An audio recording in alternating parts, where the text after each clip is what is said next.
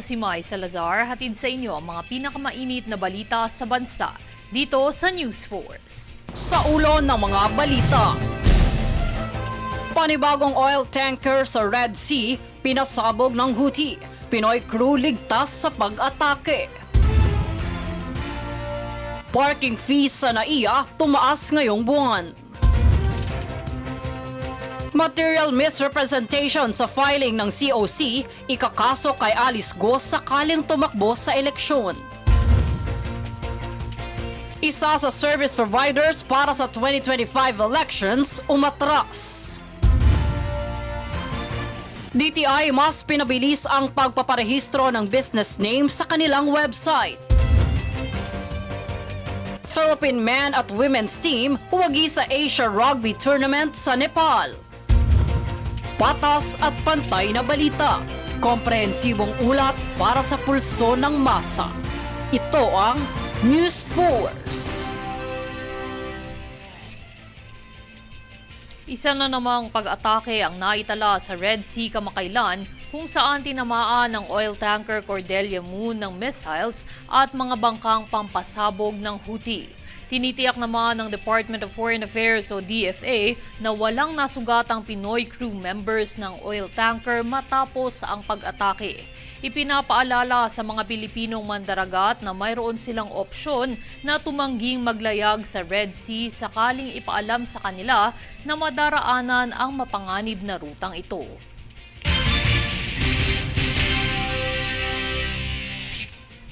Nanawagan si Senador Raffy Tulfo sa mga Pilipino na nasa Lebanon na lumikas na dahil sa tumitinding tensyon sa pagitan ng Israel at Hezbollah.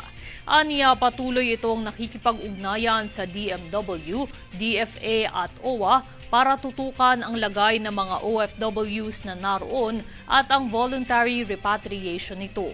Ibinahagi naman ni Tulfo na nasa 430 OFWs at 28 dependents na ang na-repatriate sa kasalukuyan Alert Level 3 na estado sa Lebanon.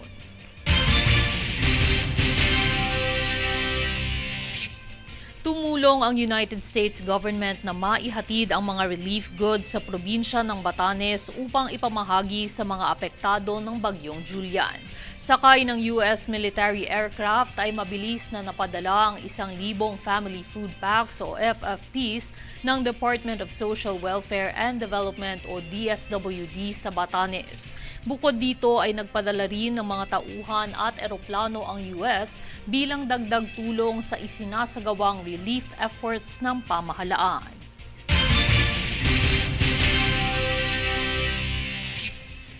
Hindi lang doble, triple, kundi 4 na beses ang itinaas ng parking fees ngayong buwan sa Ninoy Aquino International Airport o NAIA. Ito ay alinsunod sa bagong patakaran ng New NAIA Infrastructure Corporation o NNIC kung saan mula sa 300 overnight parking ng mga kotse ay pumalo na sa 1,200 ang parking fees nito. Habang nasa 480 naman sa mga may motorsiklo at 2,400 naman ang overnight parking ng mga bus. Tugon ng NNIC, ito ay para sa inaasahang pagsasaayos at pagpapanatili ng mga pasilidad sa paliparan. Ilang motorista ang dismayado dahil sa taas singil sa parking sa NAIA kung saan wala na halos nagparking sa naturang paliparan.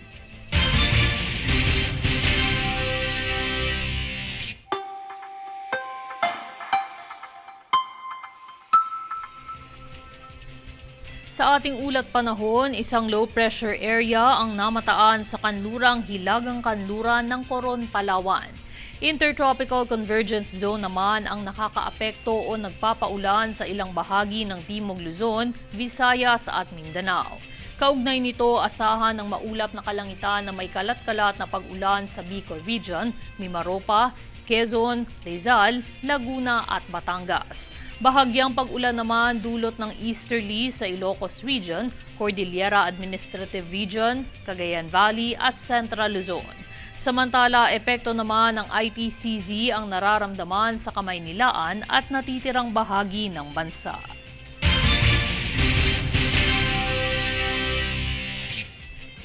Susunod sa News Force. Dating Senador Honasan II naghain ng COC sa ilalim ng Reform Philippine Party.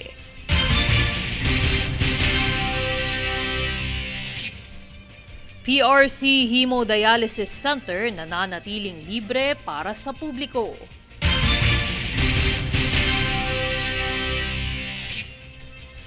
Material misrepresentation sa filing ng COC, ikakaso kay Alice Go sakaling tumakbo sa eleksyon.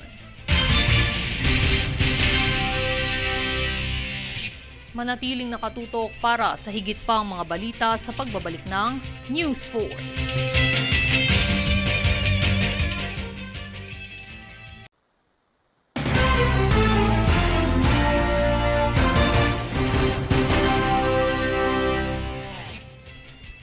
Material misrepresentation sa paghahain ng Certificate of Candidacy o COC at maling pagdedeklara sa sarili bilang Pilipino.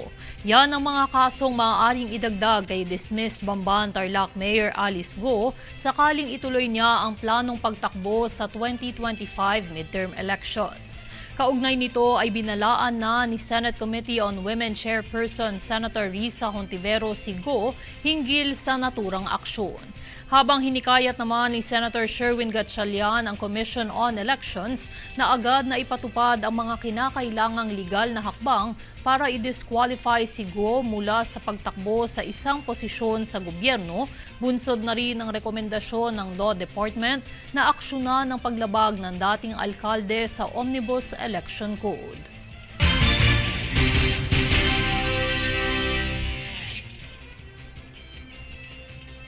Isa sa mga humabol sa huling 2 araw ng filing of Certificate of Candidacy ay si dating Senador Gringo Honasan II. Sa ilalim ng Reform Philippines Party, naghain ng COC si Honasan bilang senador. Sa kanyang talumpati, sinabi ni Honasan na tumakbo siya para tapusin ang umano'y kanyang unfinished business sa Senado. Partikular niyang tinukoy ang issue sa national security, food security, land use at freedom of information.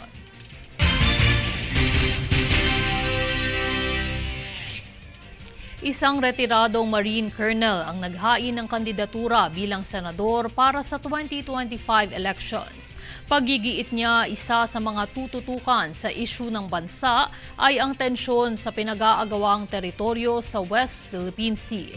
Para sa ibang detalye, narito si Francis Riodique. Ito bang mga hinahala, gusto natin ihalal na mga kandidato, handa pa sila na magpakamatay para sa inyo. Sana naman, sabi ko, doon na tayo mamili ba o sumuporta sa mga kandidato na subok na. Ito ang paggigiit ni retired Marine Colonel Arnel Quirubin sa isang ambush interview matapos tanungin sa issue sa West Philippine Sea. Kaugnay ito ng kanyang paghahain ng Certificate of Candidacy bilang senador para sa 2025 elections ngayong araw. Tumatakbo siya sa ilalim ng Nationalista Party, ngunit nilinaw niyang hindi siya kaanib ng kahit anong political slates. Ayon kay Quirubin, isa sa kanyang tututukan kung sakaling makasiguro ng pwesto sa Senado ay ang issue sa pinag-aagawang teritoryo. Iginit niyang suportado niya ang pagkakapasa ng Self-Reliant Defense Posture o SRDP. You know, the passing of the Self-Reliant Defense Posture is a very, very welcome development. No, we should learn how to stand on our own. We should not be dependent on any superpower. Samantala, nagbabala naman si Quirubin sa mga kawani ng gobyerno na umano'y lumulustay ng pera ng bayan. Sa mga korap, mga korap na tuloy-tuloy lang na niloloko tayo at nagpapataba ng kanilang bulsa. Patayin ninyo ko. Dahil pag may dugo pa na nanalaitay sa aking katawan at merong hangin sa aking baga at meron pa naiiwan na pagmamahal sa ating bansa, sa aking puso, hahabulin ko kayo. Bukod sa mga nabanggit na issue, nangako siyang lutasin ang kagutuman at kahirapan sa bansa at pagtataguyod ng mataas na kalidad ng edukasyon. Francis Riudique, nag-uulat para sa One Media Network. Muling tatakbong alkalde ng Pasay si incumbent Mayor Emmy Calixto Rubiano. Isa umano sa kanyang tututukan ng pagpapagawa at rehabilitasyon ng mga healthcare center sa lungsod. Para sa detalye, narito muli si Francis Riudique.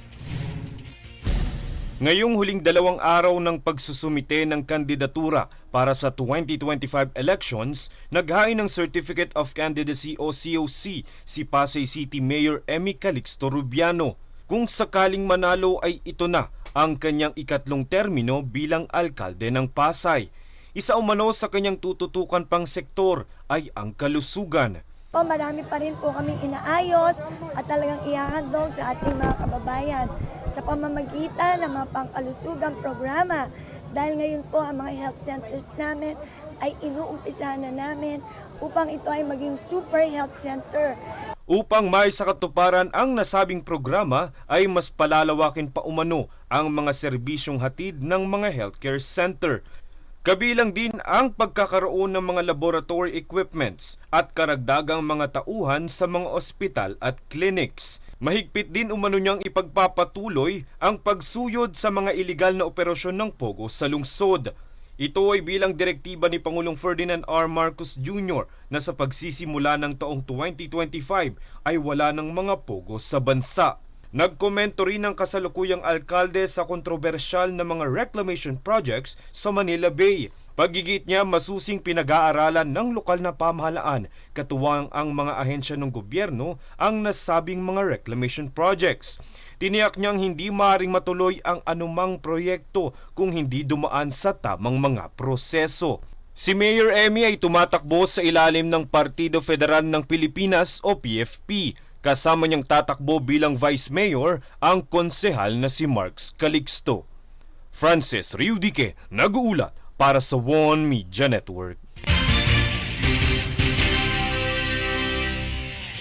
Umatras ang St. Timothy Construction Corporation o STCC bilang isa sa mga local firms na kasosyo ng South Korean Miru Systems sa kanilang joint venture bilang service providers para sa susunod na halalan.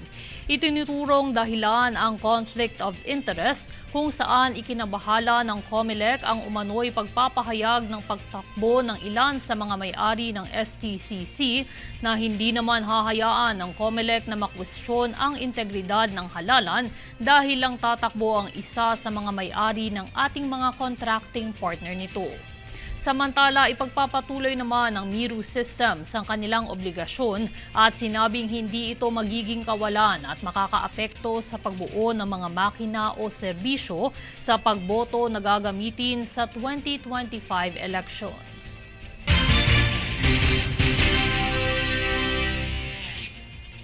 Kamakailan ipinakilala ni Department of Finance Secretary Ralph Recto ang mga reformang pangnegosyo ng Pilipinas sa Joint Foreign Chambers. Para sa buong detalye, narito ang balita mula kay Jade Buhoy. Kamakailang ibinida ng kalihim ng Department of Finance na si Ralph Recto ang mga reformang pangnegosyo ng Pilipinas sa Joint Foreign Chambers of the Philippines o JFC upang hikayatin ang mga mamumuhunan. Dito nangako si Recto na ipagpapatuloy ang pakikipagdialogo sa JFC upang lalo pang pagbutihin ang mga polisiya ng bansa. Bahagi nito, ang JFC ay binubuo ng 6 na malalaking international business chambers sa Pilipinas kasama ang American, Australian, New Zealand, Canadian, European, Japanese at Korean chambers. Bukod pa rito, ang koalisyon ay kumakatuwan sa 2,000 kumpanya at mayroong kabuang $100 billion na bilateral trade at $30 billion na investment sa ekonomiya ng Pilipinas. Kabilang sa mga reformang tinalakay ni Recto ay ang Value Added Tax on Digital Service Act na kamakailan lang na isabatas. Kabilang din sa kanyang maisinulong ay ang create more at pagbawas ng buwis sa stock transactions upang pasiglahin ang ekonomiya. Dumalo sa pagpupulong ang mga lider mula sa iba't ibang foreign chambers tulad ng AmCham, Canadian Chamber, Korean Chamber, European Chamber, Japanese Chamber at Pamuri. Jade Buhoy, nag-uulat para sa One Media Network.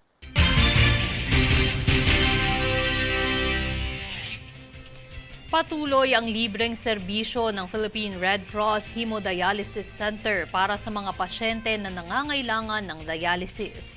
Tunghayan ng balitang yan kay Daneza Lopez. Ibinahagi ng Philippine Red Cross o PRC na nananatiling libre ang hemodialysis center nito para pagserbisyohan ng publiko sa pangangailangan nitong dialysis. Base sa datos na ibinahagi ng PRC ay nasa higit 2,000 treatment na ang isinagawa nito ngayong taon. Inaasahan din ng organisasyon ng pagtaas sa bilang ng mga ito bunsod ng leptospirosis at kidney disease. Ito ay matapos maitala ng Department of Health o DOH ang pagtaas sa mga kaso nito bunsod ng sunod-sunod na bagyo at habagat na nararanasan sa bansa, kaya't marami ang sumusulong sa baha. Kaya't payag ni PRC Chairman at CEO Richard Dick Gordon, bukas ang tanggapan nito para sa mga pasyente na nangangailangan ng libreng dialysis at kidney treatment. Mangyaring tumungo lamang sa Radial 10 Bonifacio Drive, Port Area, Maynila o tumawag sa telepono ng PRC at mag-email para sa karagdagang impormasyon. Daneza Lopez, nag-uulat para sa One Media Network. Pabatid sa publiko, huwag paniwalaan ang anumang post na nilalaman ng listahanan Facebook page dahil hindi ito lehitimo. Yan ang balitang hatid ni Daneza Lopez.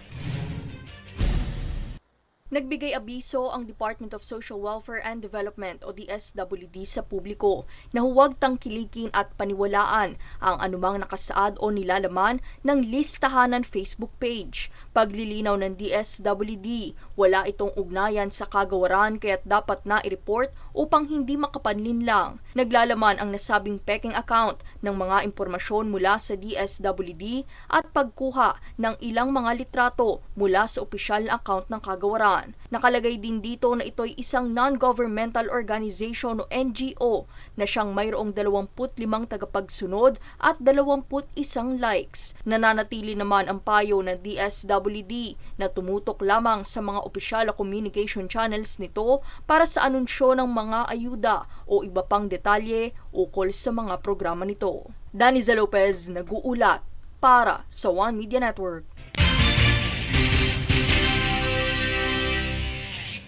Susunod sa News Force. DOT, suportado ang pagpapasigla ng sports tourism sa bansa.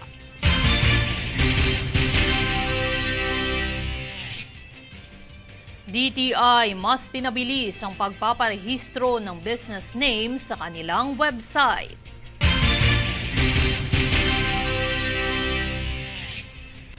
BOC, nasabat ang 2 million pesos na sibuyas sa Manila. Manatiling nakatutok para sa higit pa mga balita sa pagbabalik ng News Force.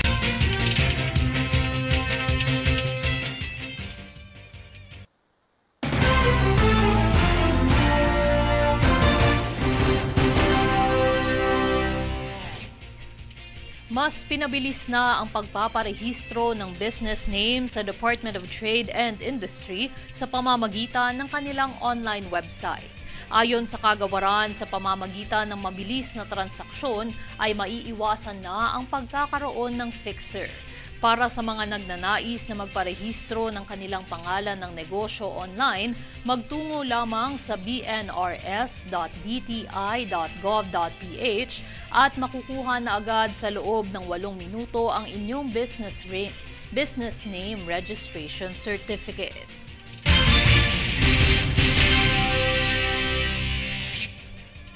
Kamakailang dumating na ang Lab for All Caravan sa Pasig City na pinangunahan ni Pangulong Bongbong Marcos, Unang Ginang Liza Marcos at Mayor Vico Soto upang maghatid ng serbisyong medikal sa mga residente na siyang pinaunlakan ni Department of the Interior and Local Government Secretary Benhur Abalos Jr. Layunin ng Lab for All na mailapit ang gobyerno sa bawat Pilipino sa buong bansa upang mas madaling makuha ang serbisyo publiko saan mang lugar sa Pilipinas.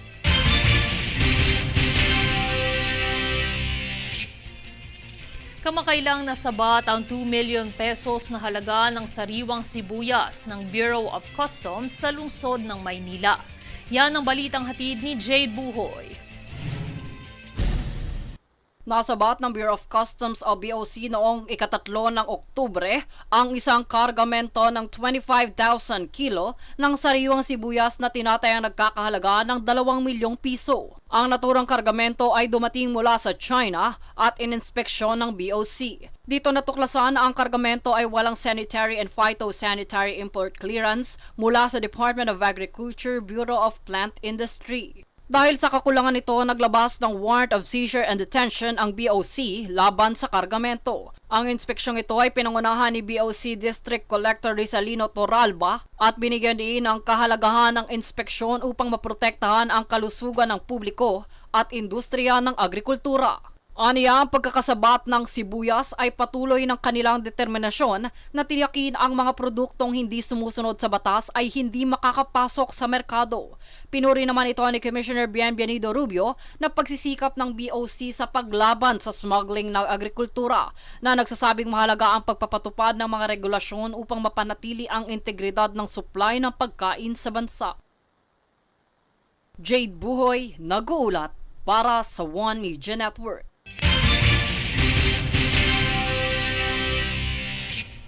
Isa sa mga layunin ngayon ng DOT ay ang pasiglahin din ng sports tourism sa bansa na siyang makapag-aambag din sa pag-unlad ng ekonomiya ng bansa. Ang detalye tunghayan sa ulat ni Princess Castro. Bukod sa pagpapaunlad ng turismo sa bansa, ay isa rin sa mga isinusulong ng Department of Tourism o DOT ang turismo sa larangan ng palakasan. Nitong linggo, ika-6 ng Oktubre ay nakitakbo ang mga kawani ng kagawaran kasama ng higit sa 7,000 local at international runners sa Marathon 2024 na inorganisa ng isang events and sports management company na ginanap sa lungsod ng Maynila at Pasay. Layo ng naturang kaganapan ay pagdiwang ang pagkilala ng Maynila bilang world's leading city destination noong nakaraang taon, gayon din ang titulo ng Intramuros bilang Asia's leading tourist attraction sa 2024 World Travel Awards. Samantala, ang mga kategorya ng takbo na nilahukan ng participants ay ang 42 kilometers, 21, 10 at 5 kilometers. Habang ang ruta ng marathon ay ang ilan sa pinaka-iconic na lokasyon ng kabisera, kabilang ang Chinatown sa Binondo, Jones Bridge, 0-kilometer marker sa Luneta, makasaysayang walled city ng Intramuros at ang Mall of Asia Complex. Ang ugnayang ito sa pagitan ng DOT at ng kumpanya ay layong makabuo ng positibong epekto sa ekonomiya kung saan lubos na makatutulong ang mga ganitong marathon para sa pagdagdag ng kita ng mga negosyante dahil sa bilang ng mga taong tatangkilik sa mga produkto at serbisyong kanilang madadaanan habang tumatakbo. Susunod sa DOT ay ang running event na Women's Run Cebu Half Marathon at Trilogy Run Asia Legs na isasagawa sa iba't ibang tourist destination sa buong bansa gaya ng Cagayan de Oro, Baguio, Iloilo at Bacolod. Princess Castro nag-uulat para sa One Media Network.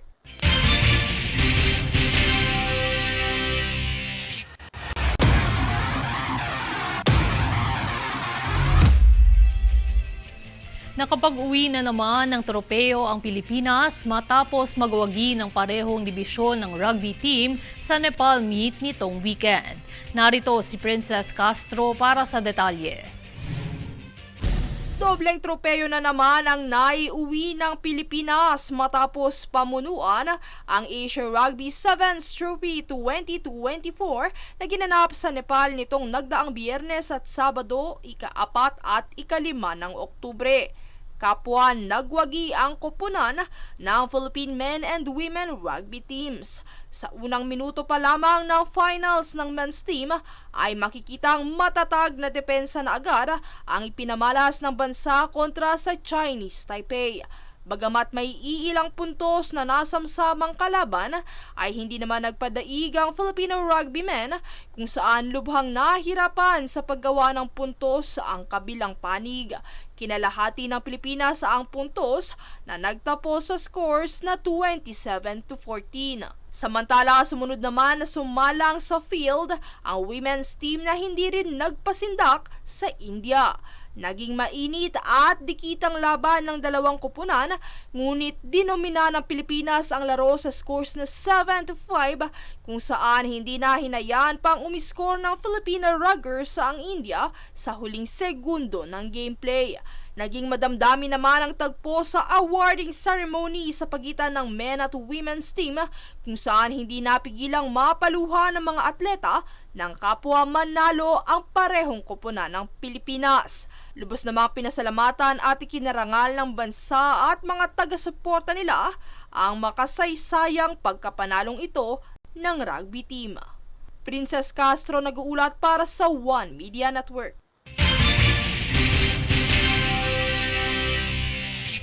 At narito ang recap ng mga nagbabagang balita ngayon. Sa ulo ng mga balita. Panibagong oil tanker sa Red Sea, pinasabog ng Houthi. Pinoy crew ligtas sa pag-atake. Parking fees sa NAIA tumaas ngayong buwan. Material misrepresentation sa filing ng COC, ikakaso kay Alice Go sakaling tumakbo sa eleksyon. Isa sa service providers para sa 2025 elections umatras. DTI mas pinabilis ang pagpaparehistro ng business name sa kanilang website. Philippine men at women's team huwagi sa Asia Rugby Tournament sa Nepal. Patas at pantay na balita. Komprehensibong ulat para sa pulso ng masa. Ito ang News Force. At yan ang pinakamainit na mga balita ngayong araw. Manatiling nakatutok sa aming mga ulat at updates sa aming Facebook page, facebook.com/OneMediaNetwork. Ako si Mai Salazar at ito ang News Force.